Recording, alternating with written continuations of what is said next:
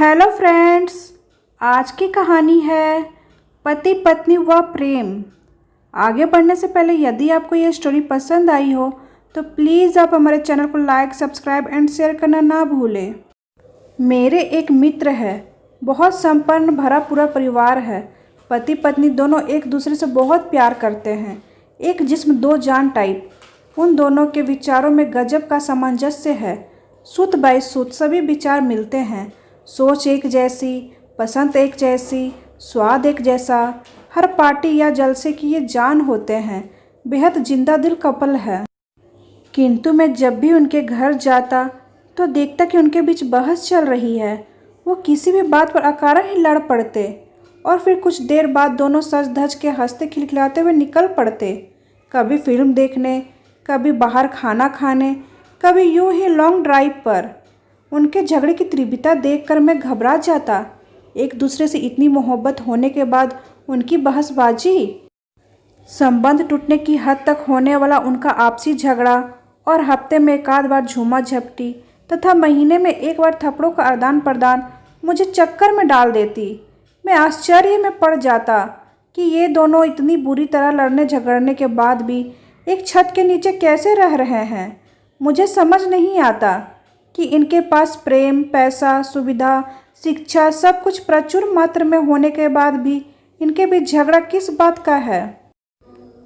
कोई ज्ञात कारण स्पष्ट ना दिखाई देने पर मैंने पूर्व जन्म के तृणानुबंध जैसे अज्ञात कारणों पर भी विचार किया कि हो सकता है पिछले जन्म की कुछ लगी फंसी रह गई हो, जिसका निपटारा इस जन्म में किया जा रहा हो। क्योंकि हमारे यहाँ विवाह सिर्फ एक जन्म का मसला नहीं बल्कि 7 जन्मों का मसला बताया जाता है। चूँकि मैं इन दोनों को स्कूल के समय से जानता था, दोनों की जिंदा दिली सुलझे हुए व्यक्तित्व का मैं हृदय से सम्मान करता था। वो भी मेरे प्रति सद्भाव व आश्रित प्रेम से भरे हुए थे। इस कारण मुझे इनके इस आपसी व्यवहार को लेकर बहुत चिंता रहती।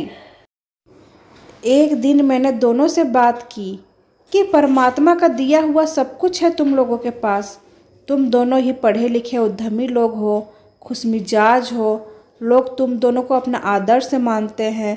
तुम लोग दूसरे के पारिवारिक झगड़ों को सॉल्व करने का फॉर्मूला देते हो, तो फिर एक दूसरे के साथ इस तरह व्यवहार करके आप लोग अपना जीवन क्यों नर्क बना रहे हैं। कोई समस्या है तो उसे शांति से बैठ के बात करके उसका समाधान निकाल लो।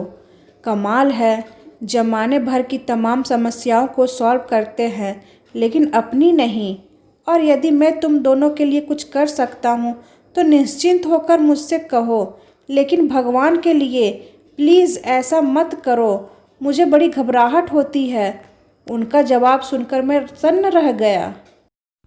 दोनों बोले, यार ये बहस और हफ्ते में एक आध बार झूमा झटकी ना हो तो लगता है हमारा प्रेम सूख गया है। हम हर बात में एक दूसरे से पूरे सहमत हैं। हमारे बीच में मत भिन्नता या मन भिन्नता जैसा कोई डिफरेंस नहीं है। लेकिन जब तक आपस में लड़ना झगड़ना रूठना मनाना ना हो तो प्रेम कहाँ।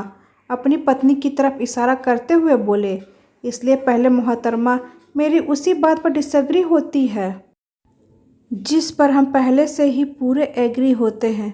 फिर हम बहस करते हैं, एक दूसरे पर आरोप प्रत्यारोप लगाते हैं। ये कहती है तुम पहले ऐसे नहीं थे, अब बदल गए हो। फिर मैं इन पर आरोप लगाता हूँ। फिर हम एक दूसरे पर चिल्लाते हैं, एक दूसरे पर आरोप प्रत्यारोप, चीखना चिल्लाना ये हमारे ना बदलने का परिणाम है।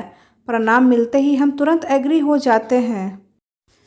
प्रेम की एकदम नवीन और अजीब सी परिभाषा सुन के मैं उलझ गया और उसी के सुर में बोला, व्यर्थ की बात मत करो।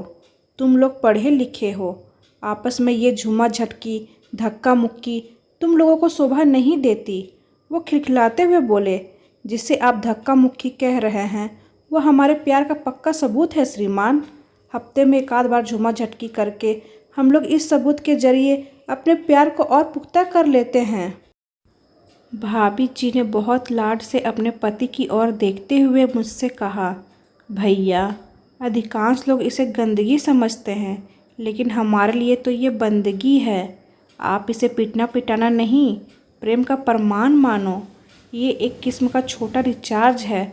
अब मेरे मित्र ने चार्ज अपने हाथ में लेते हुए प्रेम की परिभाषा को दिव्य प्रदान करते हुए कहा, देखो भाई, हमारी शादी को इतने साल हो गए हैं कि अब हमारे पास बात करने को कुछ बचा ही नहीं है, तो बहसबाजी में ही हमारी बहुत सारी बातें हो जाती है। बहस के दौरान ही हम एक दूसरे के मम्मी पापा को भी शिद्दत से याद कर लेते हैं। विवाद हमें हमारे भूले बिसरे पुरखों की स्मृतियों को भी ताज़ा कर देता है। विवाद करते समय ही हम एक दूसरे के संस्कार, परिवार, सभ्यता, संस्कृति पर आलोचनात्मक दृष्टि डाल देते हैं, अन्यथा कहाँ समय मिलता है। इसलिए इस चिल्ला चोट को तुम सकारात्मक दृष्टि से देखो। भाभी जी बोली, शोर शराबे में ही हमें शांति मिलती है भैया। जब शोर समाप्त हो जाए तो समझ लीजिए कि प्रेम मर गया। प्रेम बहुत आलसी होता है, न खुद काम करता न दूसरों को काम करने देता, हमेशा सोया रहता है। इसे जगाने के लिए शोर मचाना बहुत ज़रूरी है भैया। मित्र ने अपनी पत्नी की कथन की प्रामाणिकता को सिद्ध करते हुए कहा, तुमने मुर्दों को कभी हंगामा करते हुए देखा है? नहीं ना, क्योंकि शांति मृत्यु का प्रमाण है, इसलिए मृत्यु को चिर शांति भी कहा जाता है। जो प्रेम आपको शांत कर दे वो प्रेम नहीं, प्रताड़ना है। जो एक दूसरे के नाक में दम कर दे उसे दाम्पत्य कहते हैं। ये सब कुछ प्रमाण हमारे सुख दाम्पत्य जीवन का है। व्यक्ति मर जाए चलेगा भाई, लेकिन रिश्ता नहीं मरना चाहिए। विवाद रिश्ते को जिंदा रखने के लिए ज़रूरी होता है।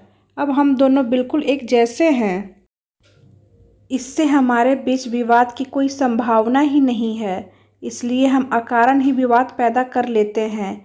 ये हमारे लिए नरकीय यातना नहीं, स्वर्गीय खुश है। महीने में एक बार 2-4 थप्पड़ों की बराबरी से आदान प्रदान हमें एक नई ऊर्जा से भर देता है। श्रीमान जी, प्रेम तो ससुरा पैदा होते ही मर जाता है। हम महीने में एक आध बार एक दूसरे को पीट कर इसमें प्राण फूंकते हैं। याद रखो, ये पीट के ही प्रकट होता है। ठीक है, थप्पड़ से शरीर को कष्ट होता है, लेकिन प्रेम के लिए थप्पड़ संजीवनी का काम करता है। प्रेम को तुम पीड़ा निवारक मत मानो, प्रेम तो पीड़ा कारक होता है। बड़े बड़े संत फकीर तक लिख गए, प्रेम की पीड़ा प्रेम की पीर। इसलिए जिससे प्रेम करो उसे पीड़ा अवश्य पहुँचाओ, क्योंकि प्रसन्नता के क्षणों को इंसान भूल जाता है, किंतु पीड़ा हमेशा याद रखती है। याद रखो, प्रेमी सब कुछ बर्दाश्त कर लेता है, किंतु कोई उसे भूल जाए ये बर्दाश्त नहीं करता। प्रेम का मतलब ही है कि मान सम्मान की चिंता किए बिना अपने प्रिय को परेशान हैरान कर दो, बदले में वो तुम्हें परेशान कर दे। पीड़ा प्रेम के जीवित होने का प्रमाण है। ये व्यक्ति की रचनात्मक में निखार लाता है, अन्यथा लाइफ से बोर हो जाओगे। प्रेम हमें अचल नहीं करता, हलचल मचा देता है। परिवर्तन संसार का नियम है, इसलिए बदलना सभी को अच्छा लगता है, लेकिन पति पत्नी या प्रेम के रिश्ते में ये संभव नहीं है। अगर कोई बदलना चाहे भी तो बदल नहीं सकता। इसलिए बेहतर है कि अपन अपने पार्टनर्स के प्रति नज़रिया बदल लो, इससे वो ऑटोमेटिक बदला हुआ दिखाई देने लगेगा। ठीक उसी वक्त अपन गुस्से से एक दूसरे पे आरोप लगा दें कि तुम बदल गए, पहले जैसे नहीं रहे।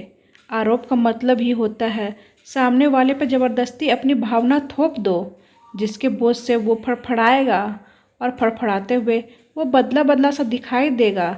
यही बदलाव तो हम चाहते हैं। इससे अपने बदलाव की बदलने की इच्छा भी पूरी हो गई और अपन बदले भी नहीं। कुछ देर के बाद अपन जैसे थे वैसे फिर से हो जाओ। और वो हे करते हुए हंसने लगे। अपने पति को बेहद भाव विभोर होकर देखते हुए भाभी जी बोली, भैया, प्रेम बर्बादी का दूसरा नाम है। आप इतिहास उठाकर देख लीजिए, जिसने भी प्रेम में आबाद होने की कोशिश की वो बर्बाद हो गया, और जो भी प्रेम में बर्बाद हुआ वो आबाद हो गया। इसलिए हम दोनों एक दूसरे को मिटाने की जुगत में लगे रहते हैं। उसी का परिणाम है कि हम लोग आज तक साथ में बने हुए हैं। पत्नी का मतलब ही होता है जो पति से तनी तनी रहे, और पति का अर्थ होता है जो प्राणों के त्राण घोर कष्ट हो। क्यों जी, मैं सही कह रही हूँ ना? कहते हुए उन्होंने अपने पति से अनुमोदन मांगा। अपनी पत्नी के क्यों जी से मेरे मित्र गदगदाए हुए से बोले, बिल्कुल बिल्कुल, I love her and she loves me. हम 7 जन्मों तक एक दूसरे को नहीं छोड़ने वाले। She want same husband and I want same wife for 7 जन्म। If God himself will come in between we say no compromise boss. मैं प्रेम के इस अनोखे स्वरूप का वर्णन सुन के भौचक हो गया। मैंने उनसे पूछा कि यदि ये प्रेम है तो फिर नफरत क्या है। इस पर मेरे मित्र बड़ी ही सहजता से बोले, नफरत ही तो प्रेम है भाई। जहाँ प्यार है जरूरी नहीं कि वहाँ नफरत हो, लेकिन जहाँ नफरत है वहाँ प्यार जरूर होगा। इसलिए हृदय में नफरत को जगा कर रखिए, आपको प्यार मिलता रहेगा। मैंने वाओ सुपर इट्स ग्रेट कहते हुए उन दोनों को प्रेम के प्रति एक नूतन दृष्टिकोण से संपन्न करने के लिए धन्यवाद दिया।